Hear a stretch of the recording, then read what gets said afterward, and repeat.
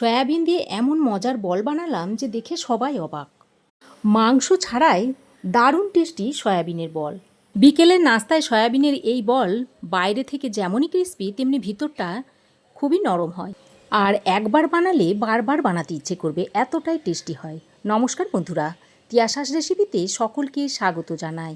আমার আজকের রেসিপি হলো সয়াবিনের কাবাব রেসিপি। একদম নিরামিষভাবে রেসিপিটা তৈরি করে দেখাবো।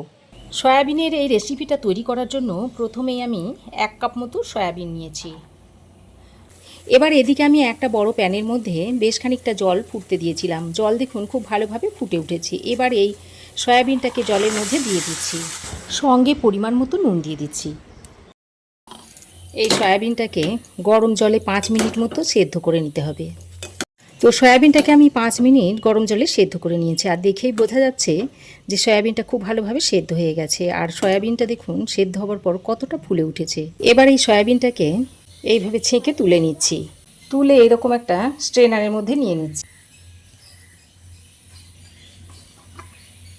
সয়াবিনটাকে গরম জল থেকে ছেঁকে তুলে নেওয়ার পর এইভাবে একটু ঠান্ডা জলে ছিটা দিয়ে নিচ্ছি। এতে করে সয়াবিনের মধ্যে যে গন্ধটা থাকে সেটা চলে যাবে।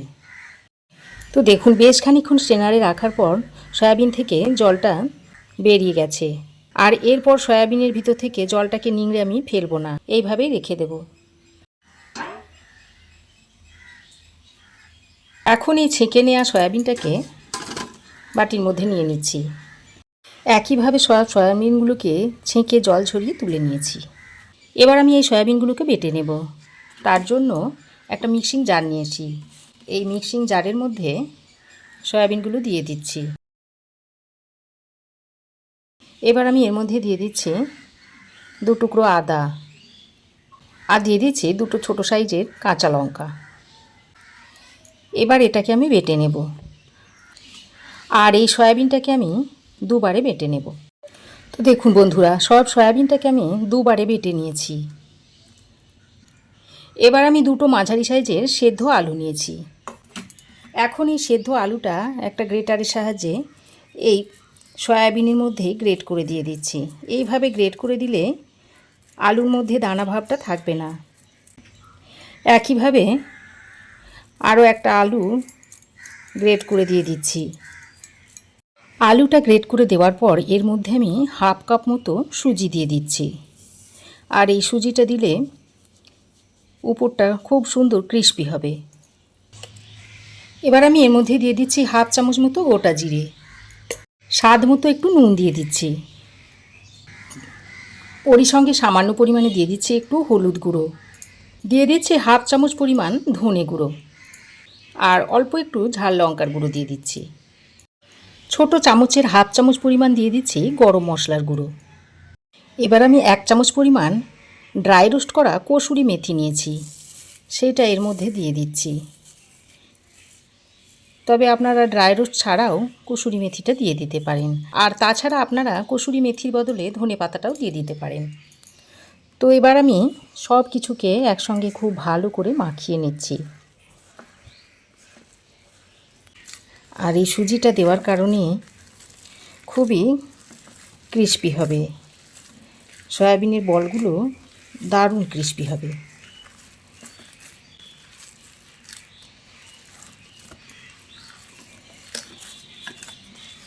তো দেখুন খুব ভালো করে সব কিছু আমি মিশিয়ে নিয়েছি। যেহেতু এর মধ্যে সুজি দেওয়া আছে তাই সুজিটা একটু ভিজতে সময় লাগে, তাই আমি এইভাবে ঢাকা দিয়ে 5 মিনিট মতো রেস্টে রেখে দিচ্ছি। 5 মিনিট রেস্টে রাখার পর ঢাকাটা খুলে নিয়েছি। এবার আমি এর মধ্যে থেকে এভাবে অল্প অল্প নিয়ে গোল গোল বলের শেপ দিয়ে নিচ্ছি।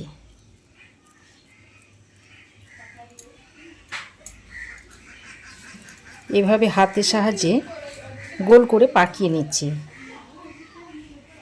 দেখুন একটা গোল বল তৈরি হয়ে গেছে।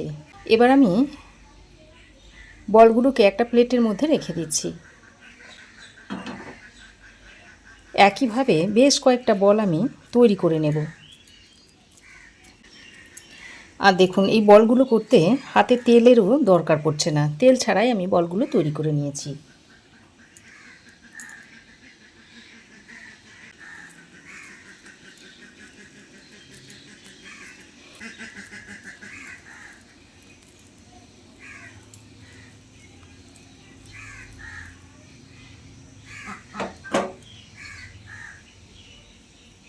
বন্ধুরা, একদম নতুন রেসিপি, আর এইভাবে তৈরি করে কাউকে খাওয়ালে দেখবেন সে রেসিপিটা জানতে চাইবে। এটা মাংস নয়, কিন্তু মাংস ছাড়া কাবাব। খুব ইজি একটা রেসিপি, মাত্র 5 মিনিটে তৈরি হয়ে যায়। তো দেখুন বন্ধুরা, বেশ কয়েকটা বল আমি তৈরি করে নিয়েছি, আর এই বাকিগুলো আমি পরে তৈরি করে নেব। এবার আমি একটা আপ্পাম মেকার নিয়েছি। তারপর এই আপ্পাম মেকারের খাপগুলোতে একটু তেল লাগিয়ে নিচ্ছি। প্রতিটা খাপে এইভাবে তেলটা লাগিয়ে নিতে হবে। এবার আমি গ্যাসটাকে অন করে দিয়েছি। তারপর আপ্পাম মেকারটাকে একটু ভালো করে গরম করে নেব। তো আপ্পাম মেকারটাকে ভালো করে গরম করে নেওয়ার পর গ্যাসের ফ্লেমটাকে মিডিয়ামে করে নিয়েছি। তারপর ওই যে সয়াবিনের বলগুলো তৈরি করে রেখে দিয়েছিলাম, তার থেকে একটা একটা বল খাপের মধ্যে দিয়ে দিতে হবে।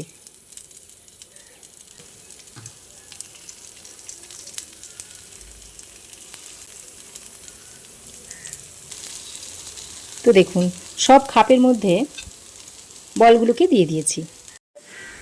তো দেখুন, লো টু মিডিয়াম ফ্লেমে এই 2 মিনিট মতো এক সাইডটা হতে দিয়েছিলাম। তারপর এইভাবে উল্টে দিচ্ছি।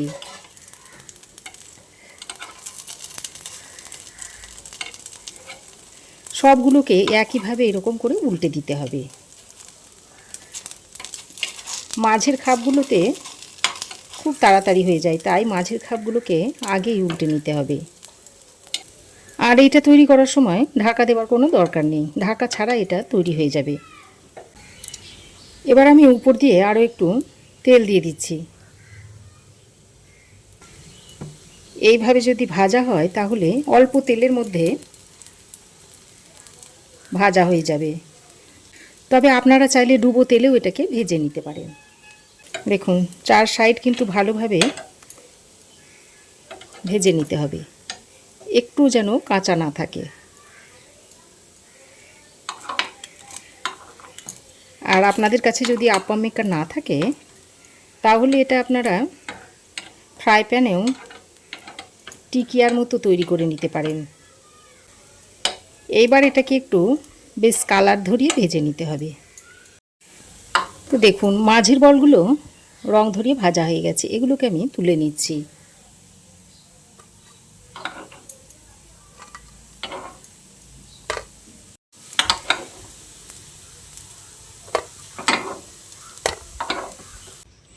একইভাবে বাকিগুলোকেও দিয়ে দিচ্ছি।